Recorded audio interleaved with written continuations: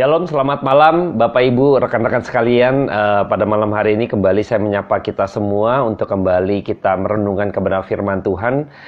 Pada malam hari ini saya akan membawakan satu tema di mana ketika Yesus Kristus bangkit dan menampakkan dirinya kepada murid-muridnya, dan ada beberapa bagian yang menurut saya ini menarik yang kita akan menjelang kenaikan Kristus gitu ya, dan nanti kita masuk di dalam Pentakosta yang di dalam Kisah Para Rasul dan bagaimana nanti peranan Roh Kudus, dan nanti saya coba akan kupas beberapa hal terkait dengan hal-hal demikian. Dan sebelum saya mulai persekutuan pada malam hari ini, saya akan berdoa buat setiap kita.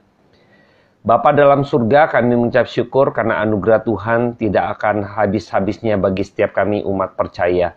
Kami bersyukur karena malam hari ini kami boleh bisa menerima kesempatan demi kesempatan, sehingga kami boleh dipertemukan dengan firman-Mu yang hidup itu. Tuhan pimpin waktu ke depan dalam setiap situasi kami dimanapun kami berada. Kiranya Tuhan memberkati kami lewat perenungan kami firman Tuhan pada malam hari ini yang hamba-Mu sampaikan. Urapi Tuhan Yesus, penuhi kami dengan pemikiran pada Allah sendiri. Biarlah kami boleh tunduk akan pengertian daripada firman Tuhan yang akan memberkati kami di dalam waktu ke depan. Di dalam nama Tuhan Yesus Kristus, hamba-Mu berdoa dan mengucap syukur. Amin. Baik, saya akan coba bacakan terlebih dahulu di dalam Lukas 24. Ya, Lukas 24 ayat 36 ya. Ayat 36 ini ada dua paragraf yang akan saya pecah menjadi dua. Paragraf pertama ayat 36 saya bacakan sampai 43 terlebih dahulu. Yesus menampakkan diri kepada semua murid. Dan sementara mereka bercakap-cakap tentang hal-hal itu, Yesus tiba-tiba berdiri di tengah-tengah mereka dan berkata kepada mereka, "Damai sejahtera bagi kamu." Mereka terkejut dan takut dan menyangka bahwa mereka melihat hantu. Akan tetapi Ia berkata kepada mereka, "Mengapa kamu terkejut dan apa ya sebabnya timbul keraguan-raguan di dalam hati kamu? Lihatlah tanganku dan kakiku, aku sendirilah ini. Rabalah aku dan lihatlah, karena hantu tidak ada daging dan tulangnya, seperti yang kamu lihat ada padaku." Sambil berkata demikian, Ia memperlihatkan tangan dan kakinya kepada mereka. Dan ketika mereka belum percaya karena girangnya dan masih heran, berkatalah Ia kepada mereka, "Adakah padamu makanan di sini?" Lalu mereka memberikan kepadanya sepotong ikan goreng. Ia mengambilnya dan memakannya di depan mata mereka. Nah, saya melihat bahwa ini ada hal-hal yang menarik di dalam bagian pertama gitu ya. Yang pertama, ketika itu murid-muridnya itu menanti-nantikan, mereka ada yang seperti kehilangan pengharapan, mereka ada yang imannya lemah gitu kan, mereka yang akhirnya memiliki keraguan karena nggak habis pikir mengapa Tuhan, guru kita gitu ya, mati ya. Akhirnya dia berasa murid-muridnya meragukan dari apa yang sudah pernah disampaikan oleh Kristus selagi mereka masih bersama-sama dengan mereka gitu ya. Selagi Kristus bersama-sama dengan mereka. Dan akhirnya gak heran ketika terjadi kebangkitan, mereka masih ragu, mereka masih bingung gitu ya. Mereka masih terheran-heran. Antara percaya, girang, nggak, lamban sekali, kira-kira demikian ya mereka berpikir ya. Jadi ada hal yang menarik ketika Tuhan muncul di tengah-tengah mereka dengan kata damai sejahtera gitu ya. Jadi kemunculan Kristus membawa satu ketenangan gitu ya, ingin memberikan satu ketenangan, ingin memberikan satu kedatangan Kristus ini memberikan satu kekuatan yang baru bagi mereka gitu ya. Karena kita tahu pada waktu Kristus sebagai gembala, maka ketika dibunuh maka domba-dombanya tercerai-berai. Nah, ketika Kristus menampakkan diri kepada murid-muridnya, sebagaimana Kristus ingin mengembalakan kembali domba-domba tersebut yang sudah tercerai-berai. Jadi Kristus datang kepada mereka untuk mengembalakan kembali mereka, dan juga Kristus untuk mengkonfirmasi, menguatkan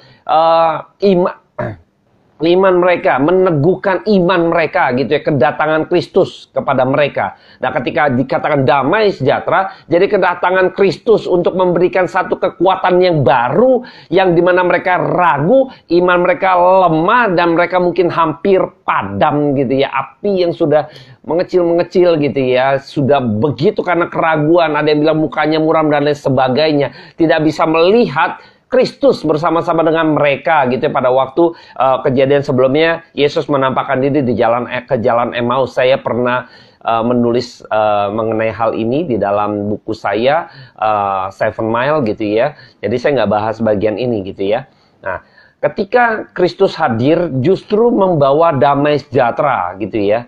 Bukan datang untuk mempermasalahkan mana Petrus, engkau yang mengkhianati aku gitu ya. Enggak mencari-cari kesalahan daripada rasul-rasulnya gitu kan. Enggak ingin berdebat gitu kan. Di mana kamu semua pada waktu saya disalib gitu kan. Enggak menghakimi, enggak datang untuk mencari berperkara gitu ya dengan murid-muridnya gitu ya. Sini, saya sidang kamu sekarang. Yang pertama Petrus dulu, Petrus ini maju ke depan gitu kan. Pada waktu saya disalibkan, wah enggak demikian. Ya, kehadiran Kristus bukan untuk menghakimi, bukan untuk menyidang gitu ya.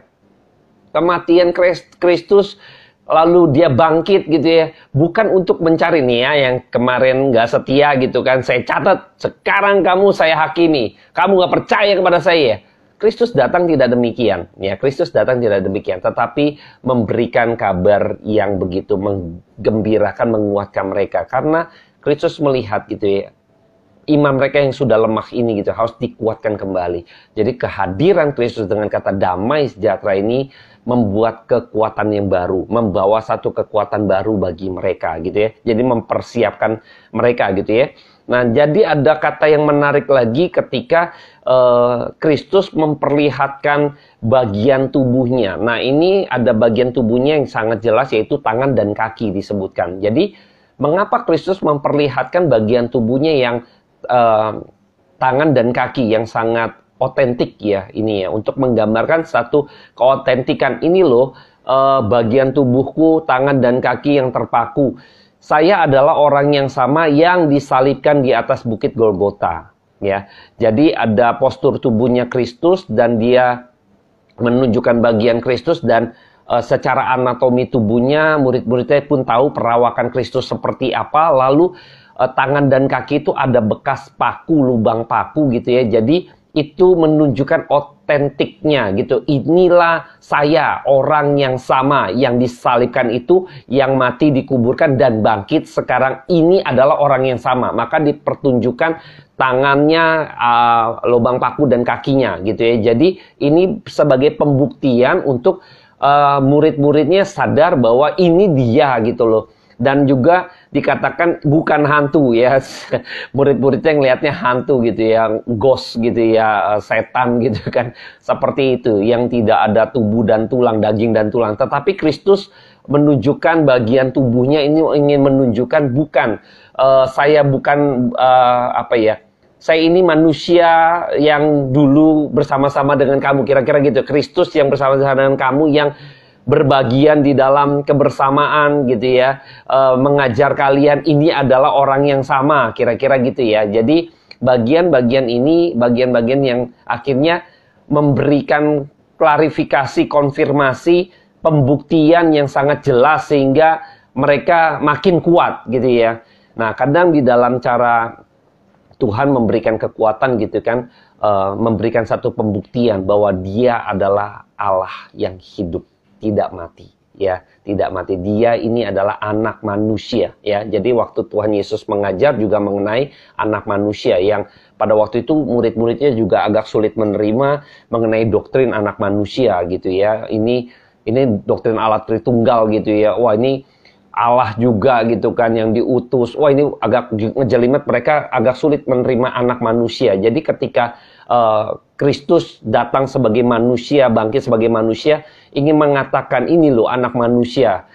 Dia adalah Allah yang hidup. Akulah Kristus, anak manusia dan yang hidup. Maka dia bangkit gitu ya, dengan keadaan pada waktu murid-muridnya juga bersama, Kristus bersama dengan muridnya gitu ya. Ini hal yang menarik gitu ya. Jadi ingin memberikan satu pembuktian. Jadi imannya makin dikuatkan. Nah, hal yang menarik adalah ketika Kristus bertanya, adakah padamu makanan di sini? Jadi Kristus lapar gitu ya, ceritanya Kristus lapar ya. Jadi saya melihat juga, ini juga memberikan penggambaran bahwa ini loh Kristus nih yang dulu juga makan bersama-sama. Ingat ya pada waktu Kristus menampakkan diri juga pada waktu itu Petrus sedang menjala ikan dan sebagainya. Lalu ketika itu lauk pauknya gitu kan ada roti gitu kan dan juga ikan ya. Saya coba kutip ya, teringat akan peristiwa tersebut di dalam kisah Yohanes. Saya akan baca saja Yohanes 21 ya. Yohanes 21 ya. Saya akan bacakan. Ketika itu Kristus makan ini ya. Minta lauk pauk gitu ya, adakah gitu kan. Waktu Petrus menjala gitu ya, saya akan ayat 9 ya. Yohanes 21 ayatnya yang ke-9. Ketika mereka tiba di darat, mereka melihat api, arang, dan di atasnya ikan dan roti. Nah, ini ya. Jadi ketika itu Kristus, ini ikan goreng jadi kayak makanan favorit gitu ya. Ikan goreng gitu ya. Di sana di ayat 40, lalu mereka memberikan kepadanya sepotong ikan goreng gitu ya. Jadi pada waktu menjala ikan juga Petrus juga murid-muridnya para rasul gitu juga ada arang, ada ikan dan juga roti. Jadi artinya ada arang, berarti ikannya digoreng gitu ya. Jadi ikan goreng sepertinya makanan favorit Kristus pada waktu itu ya. Ini hanya sebagai tafsiran saja yang sederhana ya. Nah, tapi ketika itu Kristus menggunakan katanya adakah makanan, ini menunjukkan dia ini lapar gitu ya. Ingin membuktikan lagi gitu kan, memberikan konfirmasi lagi. Ini loh Kristus adalah anak manusia yang hidup yang juga merasakan lapar gitu ya. Bukan seperti Kristus hadir ketika bangkit gitu ya. Dia menjadi super Jesus misalnya, seperti superhero gitu kan. Berbeda sekali wujudnya gitu kan. Jadi sepertinya supranatural misalnya. Punya kekuatan baru melayang gitu ya. Tidak sama seperti dia datang misalnya. Tidak, justru ingin menekankan inilah saya, Kristus, gurumu, Tuhanmu gitu ya. Jadi ini memberikan kekuatan yang baru bahwa mereka meyakini bahwa emang dia adalah Tuhan yang hidup gitu kan, yang dijanjikan, yang dia pernah berkata-kata gitu kan. Kristus akan bangkit mendahului kamu ke Galilea dan lain sebagainya. Ini ternyata pembuktian gitu ya. Nah, ini ada satu kekuatan yang baru yang boleh muncul, yang boleh Tuhan kuatkan. Nah, makanya iman kita, iman Kristen, iman orang percaya, ketika kita lemah iman, Tuhan akan memberikan kekuatan. Kalau masanya kita sekarang sudah peran Roh Kudus ya, sebagai pembimbing, pendamping, penuntun gitu kan, parakletos gitu ya. Nah, nanti kita akan bahas lagi di bagian berikutnya gitu ya. Nah, waktu zamannya Rasul, ketika Kristus datang gitu ya, ada poin penting. Ya, ini paragraf pertama sebagai pembuktian, memberikan kekuatan, peneguhan yang lemah iman dikuatkan gitu kan. Dikonfirmasi gitu ya, menggembalakan mereka kembali, mengumpulkan mereka kembali gitu ya. Dan ada pesan penting di paragraf kedua yang akan coba kita kupas pada malam hari ini. Saya akan bacakan kembali di dalam Lukas 24 ayatnya yang ke-44 sampai ayatnya yang ke-49. Saya akan bacakan buat setiap kita. Ia berkata kepada mereka, inilah perkataanku yang telah kukatakan kepadamu ketika aku masih bersama-sama dengan kamu, yakni bahwa harus digenapi semua yang tertulis tentang aku dalam kitab Taurat Musa dan kitab Nabi-Nabi dan kitab Mazmur. Lalu ia membuka pikiran mereka sehingga mereka mengerti kitab suci. Katanya kepada mereka, ada tertulis demikian, Mesias harus menderita dan bangkit dari antara orang mati pada hari yang ketiga. Dan lagi dalam namanya berita tentang pertobatan dan pengampunan dosa harus disampaikan kepada segala bangsa, mulai dari Yerusalem. Kamu adalah saksi dari semuanya ini, dan aku akan mengirim kepadamu apa yang dijanjikan Bapakku, tetapi kamu harus tinggal di dalam kota ini sampai kamu diperlengkapi dengan kekuasaan dari tempat tinggi. Dan ini menarik ya. Nah, ketika saya membaca hal ini, ada pesan yang menarik yang hari ini saya akan sampaikan gitu ya. Nah, ketika Kristus atau murid-muridnya berjumpa kembali dengan Kristus ya, yang sudah mati, bangkit gitu ya, kembali bertemu gitu ya. Yang mereka diskusikan, yang Yesus diskusikan adalah mengenai kitab suci. Ya, tadi ada pembahasan yaitu inilah perkataanku yang telah kukatakan kepadamu. Jadi seperti mereview gitu ya. Kalau kita sebagai murid, guru mereview gitu ya. Karena nanti mereka akan dipersiapkan untuk pemberita Injil gitu ya. Jadi seperti dibekali dulu tadi ya, diperlengkapi dulu gitu ya. Jadi Kristus sebagai guru ini mereview gitu ya. Yang telah kukatakan kepadamu ketika aku masih bersama-sama dengan kamu ya. Pada waktu mereka Kristus belum disalibkan gitu ya, yakni bahwa harus digenapi semua yang tertulis tentang aku dalam kitab Taurat Musa ya. Taurat Musa, jadi 5 kitab pertama, kitab nabi-nabi dan kitab Mazmur. Ini ambil 3 bagian di dalam perjanjian lama ya. Nah, saya akan coba kutip gitu ya beberapa bagian terkait perjanjian lama dengan perjanjian baru. Jadi seringkali saya juga heran kalau ada hamba Tuhan melihat bahwa perjanjian lama tidak mau disinggung atau jarang disinggung karena sudah berlalu, tidak pada konteksnya gitu kan, kayaknya tidak relevan lagi, maka yang dibahas selalu perjanjian lama gitu ya. Padahal di dalam kitab suci secara utuh kita nggak bisa memisahkan antara perjanjian lama dengan perjanjian baru. Jadi nggak boleh diabaikan gitu ya. Dan ini bahaya kalau misalnya emang saya mengerti ada beberapa bagian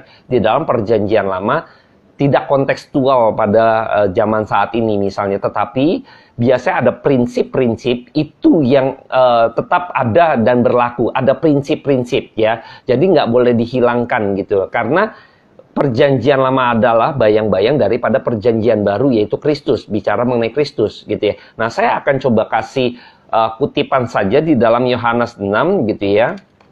Saya akan bacakan kembali. Hari ini kita akan banyak-banyak baca buka-buka Alkitab gitu ya, karena pembuktian-pembuktian ini menarik ya. Saya akan baca di dalam Yohanes 5, saya akan kutip saja ya. Kutip saja Yohanes 5 gitu ya. Ayatnya yang ke-45 sampai ayatnya yang ke-46. Demikian firman Tuhan. Yohanes 5 ayat 45 sampai 46. Jangan kamu menyangka bahwa aku akan mendakwa kamu di hadapan Bapa. Yang mendakwa kamu adalah Musa, yaitu Musa ya, yang kepadanya kamu menaruh pengharapanmu. Sebab jikalau kamu percaya kepada Musa, tentu kamu akan percaya juga kepadaku. Sebab ia telah menulis tentang aku. Jadi Tuhan Yesus pun memberikan penegasan gitu loh ya. Jadi Taurat Musa gitu ya. Musa ini menulis tentang aku gitu ya. Tentang aku yang akan datang, ini bayang-bayang nih. Musa sudah bicara gitu ya mengenai Kristus ya. Tapi mereka nggak percaya, mereka masih menanti-nantikan ini Kristus yang sudah dibicarakan di Taurat Musa itu. Ini loh sudah hadir, ini Kristus, ini loh yang diomongin, yang dibicarakan oleh Musa gitu ya. Mereka nggak ngerti, makanya betapa pentingnya memahami perjanjian lama dan perjanjian baru untuk zaman kita saat ini ya. Bagaimana memahami secara utuh kebenaran firman Tuhan, ini yang paling penting. Ya, jadi jangan main asal kutip gitu kan. Walaupun saya capture karena dengan keterbatasan waktu, tapi pembuktian ini memberikan keutuhan untuk kita mengerti firman. Ini yang paling penting gitu ya di dalam pengenalan kita akan Kristus gitu ya. Nah, saya akan coba kutip lagi di dalam Ulangan 18. Saya kutip bukan main asal kutip gitu ya, karena ingin memberikan satu pembuktian ya. Saya akan kutip di dalam Ulangan 18 gitu ya. Kita akan banyak-banyak baca ya. Ulangan 18 coba ayatnya yang ke-15 ya. 18.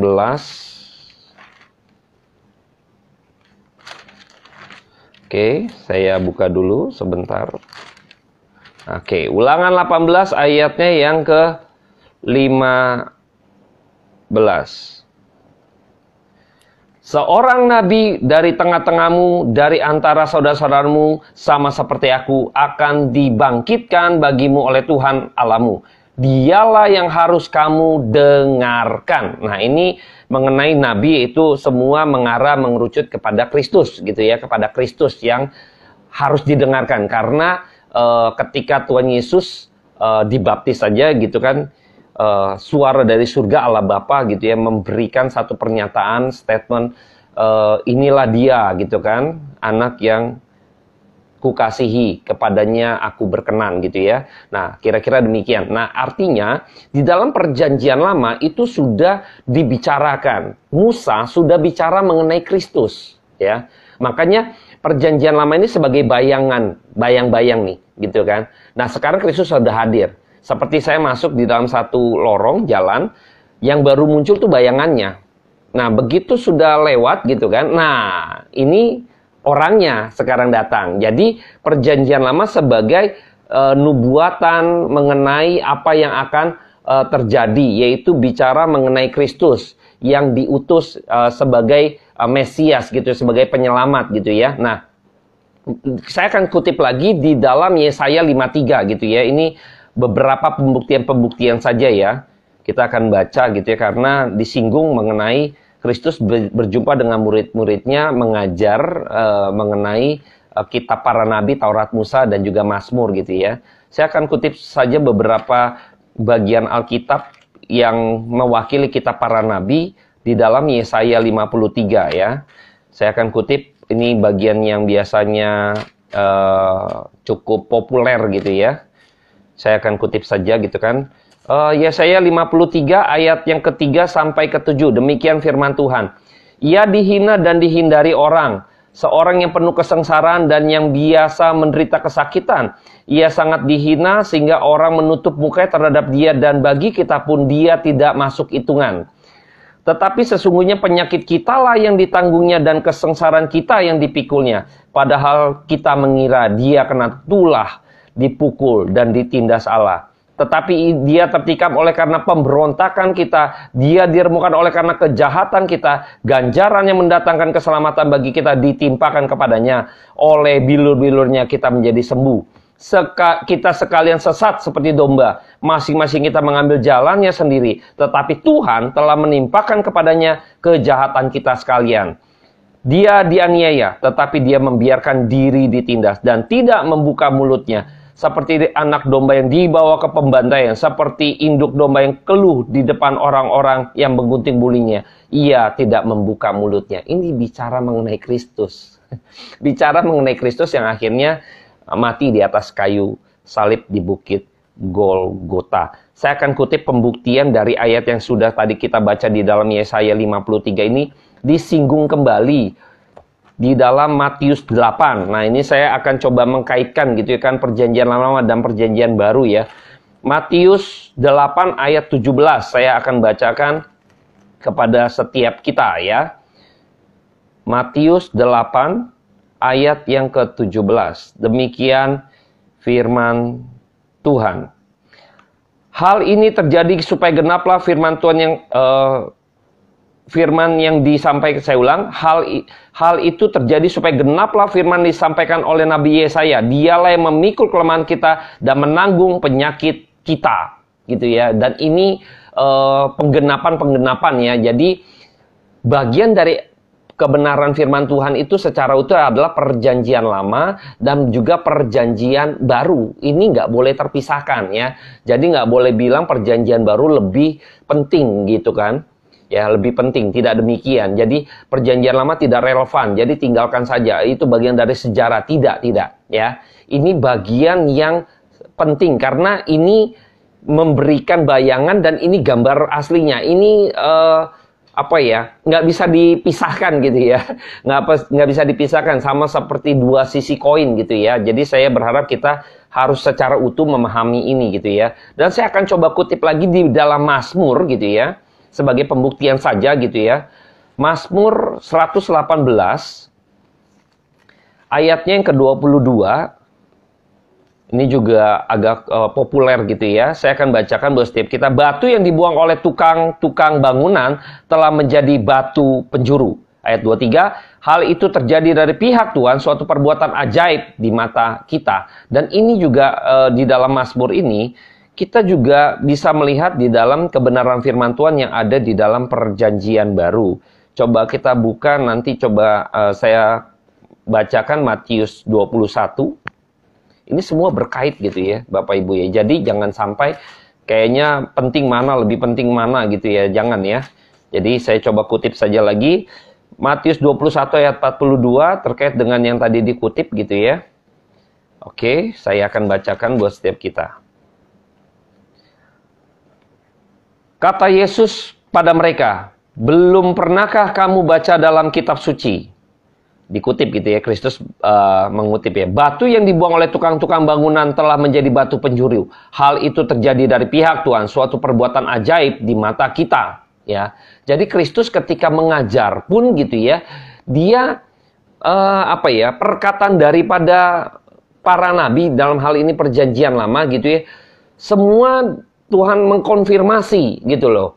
Dikonfirmasi oleh Kristus, di dalam Kristus. Makanya pada waktu Kristus mengajar, dia mengkonfirmasi perkataan kita para nabi yang mereka ketahui dari nenek moyang mereka gitu ya.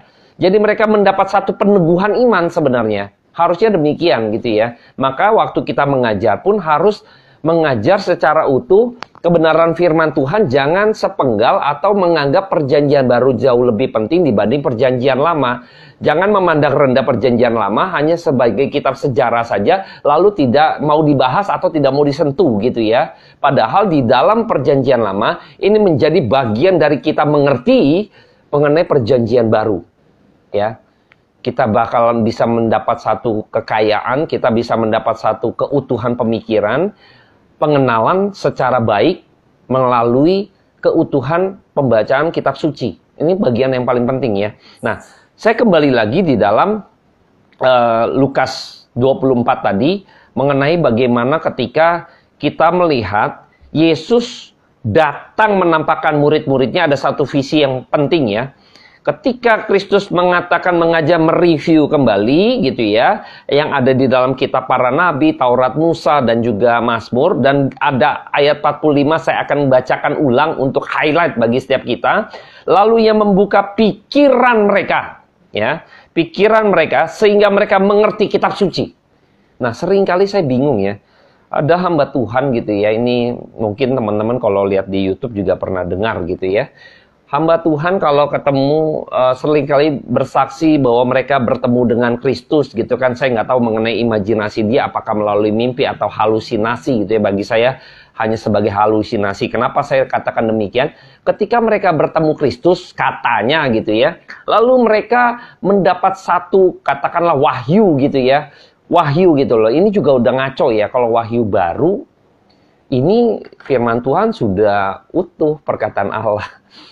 Perjanjian lama nubuatan, perjanjian baru penggenapan dari nubuatan yang ada di dalam perjanjian lama, kita para nabi, Kristus hadir memberikan satu penggenapan akan nubuatan tersebut, dan Kristus juga bicara di dalam perjanjian baru mengenai nubuatan yang akan datang, yaitu kedatangan Kristus kedua kalinya. Ya, ini garis besarnya seperti itu gitu ya. Tapi anehnya ketika orang, jadi kan nggak ada wahyu baru ya, ini sudah closing gitu ya, sudah selesai gitu ya, sudah selesai karena kitab para nabi dan kitab para rasul ini bicara mengenai Kristus gitu ya, tidak bicara mengenai yang lain gitu ya.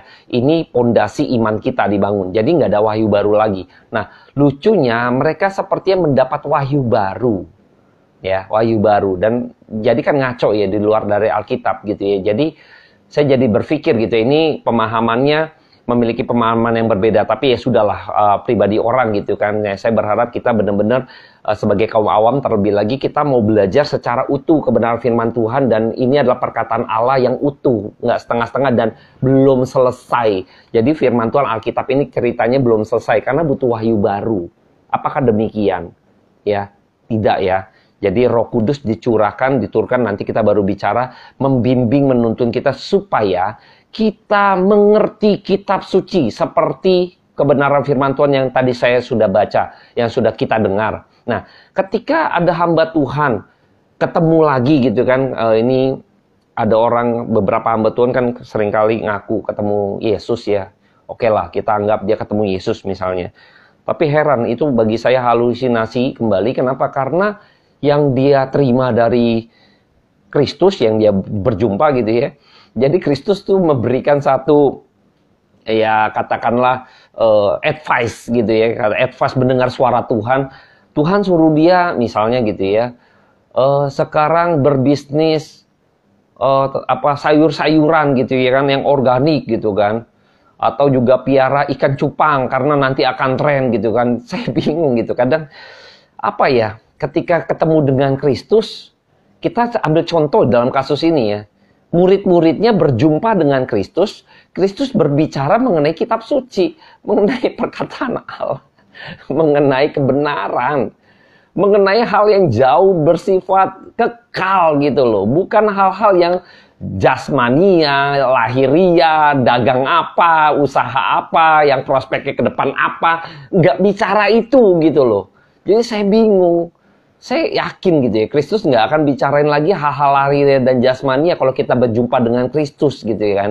Karena Kristus yang pada waktu zamannya Rasul gitu ya, berjumpa secara fisik gitu ya. Jelas-jelas saya tadi memperlihatkan tangan, kaki gitu ya, lapar gitu ya, secara fisik berjumpa. Apa yang disampaikan Kristus kepada mereka? Hah? Apa kasih prospek baru gitu kan? Kayaknya kamu nanti dagang ini. Enggak. Saya nggak menemukan itu. Saya nggak melihat suruh main saham gitu ya. Rasul nanti kayaknya kamu harus main saham ke depannya atau beli properti gitu kan. Tidak. Nggak demikian. Mereka justru diajar mengenai kebenaran. Kristus bicara mengenai kebenaran. Taurat Musa. Ya kan? Kitab para nabi. Mazmur. Ini mewakili perjanjian lama atau kitab gitu kan. Nubuatan gitu loh. Ini mengenai perkataan Allah. Mengenai kekekalan, sesuatu yang lebih bersifat kekal, yang bernilai tinggi. Jadi saya juga bingung, orang ketemu gitu ya, bolak-balik ke surga, ketemu dengan Kristus, udah kayak teh celup, tapi yang dia bawa beritanya apa gitu kan. Sensasional, yang sifatnya pasti lahiriah jasmania. Udah itu aja. Paling enggak yang ya motivasi misalnya gitu kan. Ya kadang bingung. Yang dibawa harusnya berita mengenai kebenaran. Kristus berjumpa, menampakkan dirinya, ya kan, turun ke dalam kerajaan maut pada hari yang ketiga bangkit. Dia menampakkan dirinya, bukan akhirnya berbicara hal yang bersifat jasmani atau lahiriah kepada murid-muridnya. Tapi mempersiapkan murid-muridnya untuk mereka dibekali dengan sesuatu yang penting, yaitu mengenai perkataan Allah, supaya mereka paham, sehingga mereka boleh mengajar kepada orang lain. Nah ini yang berikutnya ya. Ayat 46. Katanya kepada mereka, ada tertulis demikian, Mesias harus menderita dan bangkit dari antara orang mati dan hari yang ketiga. Dan lagi dalam nama berita tentang pertobatan dan pengampunan dosa harus disampaikan kepada segala bangsa mulai dari Yerusalem. Jadi pemahaman akan kebenaran firman Tuhannya itu ini loh Mesias gitu kan, yang mati gitu, yang menderita, ini harus diceritakan. Kenapa harus diceritakan Mesias yang menderita? Kenapa harus diceritakan ini? Bukan Mesias yang akhirnya seperti superhero yang datang memiliki supranatural dengan kekuasaannya begitu tinggi. Kenapa harus diceritakan Mesias yang menderita? Terus kabur kepada pertobatan gitu loh. Ini penting supaya disadarkan. Mesias, Kristus yang sudah tadi saya kutip baca di dalam Yesaya 53 tadi ya. Kristus ini loh, yang tak bercacat celah. Kita yang berdosa. Supaya kita sadar. Sehingga waktu kita menyampaikan kebenaran firman Tuhan harus menyadarkan orang. Sehingga mereka butuh keselamatan dan mereka percaya di dalam Kristus sebagai Mesias yang tak berdosa. Yang mau menebus dosa saya. Yang menanggung dosa saya. Itulah keadilan dan kasih Kristus. Jadi kalau nggak diceritakan Mesias, nggak ada pengorbanannya, ya dosa nggak diceritakan bagaimana dosa itu bisa hilang gitu ya. Nggak demikian. Ini penting pengajaran gitu ya. Jadi meletakkan dasar iman yang kokoh gitu loh. Yaitu pengenalan akan Kristus yang begitu kental melalui apa? Mesias yang menderita. Menanggung dosa. Betapa mengerikannya dosa. Maka ketika di atas kayu salib itu murka Allah ditumpahkan di atas kayu salib, Kristus menanggungnya. Bayangkan. Ini kita harus disadarkan. Jadi ada pertobatan. Ini paling penting. Kita berkhotbah gitu ya. Para hamba Tuhan menyampaikan pesan Tuhan. Itu semua pasti arahnya supaya manusia bertobat. Ya, manusia bertobat, menerima Kristus. Caranya adalah ketika kita berkata mengenai kebenaran, yaitu Dia yang suci, yang kudus, yang tak bercacat celah harus menerima gitu ya, menanggung dosa yang begitu parah gitu ya, yang binasa gitu ya, yang nggak bisa ngapa-ngapain, yang tidak bisa dilakukan oleh orang lain gitu ya. Hanya Mesias saja, hanya Kristus saja gitu loh. Dan ini menjadi sentralnya kepada Kristus. Jadi kita sadar, manusia sadar di sana. Inilah yang memberikan satu titik poin bahwa ketika harus bicara mengenai mimbar, Tuhan harusnya membawa orang sadar kita ini manusia terbatas, kita ini manusia berdosa, sehingga kita berharap memiliki pengharapan di dalam Kristus dan kita benar-benar butuh Tuhan. Kita butuh penyelamat. Ini harusnya berita yang harusnya kita terus gencarkan, yaitu mengenai kebenaran, ya, sehingga membawa mereka kepada satu pertobatan dan pengampunan dosa, ya. Ini harus beritanya nih. Ya, pengampunan dosa. Jadi mereka sadar, saya manusia berdosa, saya butuh yang namanya juru selamat. Nah, ketika mereka tidak diceritakan Kristus yang menderita, berarti nggak ada pengampunan dosa. Tiba-tiba Kristus yang ceritakan amazing, dia yang melepaskan engkau dari belenggu gitu kan. Ini mereka nggak bisa melihat bahwa ada pengampunan dosa. Maka Kristus harus menderita. Diceritakan Mesias yang menderita, yang menanggung dosa, karena kaburnya nanti pengampunan dan juga mengenai pertobatan dan pengampunan dosa.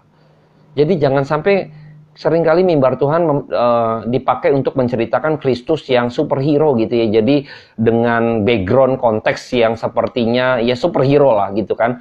Seperti ya tokoh-tokoh pahlawan di dalam kartun gitu ya. Seperti itu, hebat, amazing Jesus Christ misalnya gitu ya. Yang digambarkan sebagai sosok seorang pahlawan gitu ya, yang seperti memiliki kekuatan super seperti itu. Tidak. Kristus memiliki kekuatan yang super gitu kan, tetapi dengan cara Alkitab berpikir gitu ya, yaitu apa? Harus mati di atas kayu salib, ya. Harus mati di atas kayu salib, yang berkuasa seolah-olah tak berkuasa. Waduh, ini panjang kalau diceritain ya. Jadi saya harus menitik beratkan bahwa Kristus datang ketika Rasul berjumpa dengan Kristus, Yesus Kristus, itu yang mereka bahas, yang Kristus bicarakan mengenai kitab suci, ya, mengenai hal-hal yang bersifat kekal. Jadi jangan sampai mau tertipu bila mana ada ya mungkin ada oknum hamba Tuhan gitu ya berjumpa dengan Yesus gitu ya, tapi kita tahu bahwa kalau yang dia bicarakan bukan yang bersifat kekekalan, yaitu kebenaran, dia nggak ngerti kebenaran firman Tuhan, bahkan mungkin nggak berimbang waktu membahas kebenaran firman Tuhan. Kita harus bijaksana, jangan-jangan kita ditipu ya. Jadi harus berhati-hati. Kita sebagai kaum awam penting untuk kita belajar kebenaran firman Tuhan secara utuh, sehingga kita boleh dibukakan ya. Jadi saya kutip kembali, lalu ia Yesus membuka pikiran mereka ketika mereka bahas mengenai kitab suci ya, membukakan pikiran mereka. Jadi kita bisa mengerti kebenaran firman Tuhan kalau kita menggali perkataan Allah secara utuh ya. Ini penting ya, ini penting bagi setiap kita. Maka pada malam hari ini jangan pernah berhenti untuk belajar dan tetap semangat untuk kita, walaupun kaum awam gitu ya, kita memiliki tanggung jawab yang sama, yaitu kita mengerti kitab suci, mengerti kebenaran firman Tuhan, sehingga kita tidak disesatkan. Ya, saya akan menutup malam hari ini, saya akan berdoa buat setiap kita. Bapa, terima kasih buat firman Tuhan yang kau berikan buat setiap kami. Ajar kami untuk semakin hari rindu, haus akan kebenaran firman Tuhan. Agar kami senantiasa selalu menyelidiki kebenaran firman Tuhan dengan seksama. Sehingga kami tidak mudah ditipu. Kami kaum awam, kami domba-dombamu yang begitu rentan Tuhan, mudah sekali tersesat. Kami mohon penyertaan pada Roh Kudus, dampingi kami. Terus senantiasa bukakan pikiran kami. Biarlah kebenaran firman Tuhan malam hari ini yang sederhana boleh memberikan satu pencerahan, membukakan pikiran kami untuk kami mengenal kitab suci, mengenal Kristus dengan sempurna. Mari Bapa, mari Tuhan, ajar kami, tuntun kami. Di dalam nama-Mu yang kudus, hamba menyerahkan setiap rekan-rekan jiwa-jiwa yang ada di rumah saja ke dalam tangan Tuhan untuk menerima berkat daripada Tuhan. Dalam nama-Mu yang kudus, Hamba menyerahkan segala sesuatu ke dalam kuasa daripada Tuhan, agar kami menerima anugerah Tuhan, yaitu mengenal Kristus dengan baik dan benar. Dalam nama yang kudus, inilah Tuhan doa hambamu ini. Dengar doa hambamu ini. Amin. Baik, terima kasih teman-teman yang sudah bergabung. Kiranya Tuhan Yesus memberkati.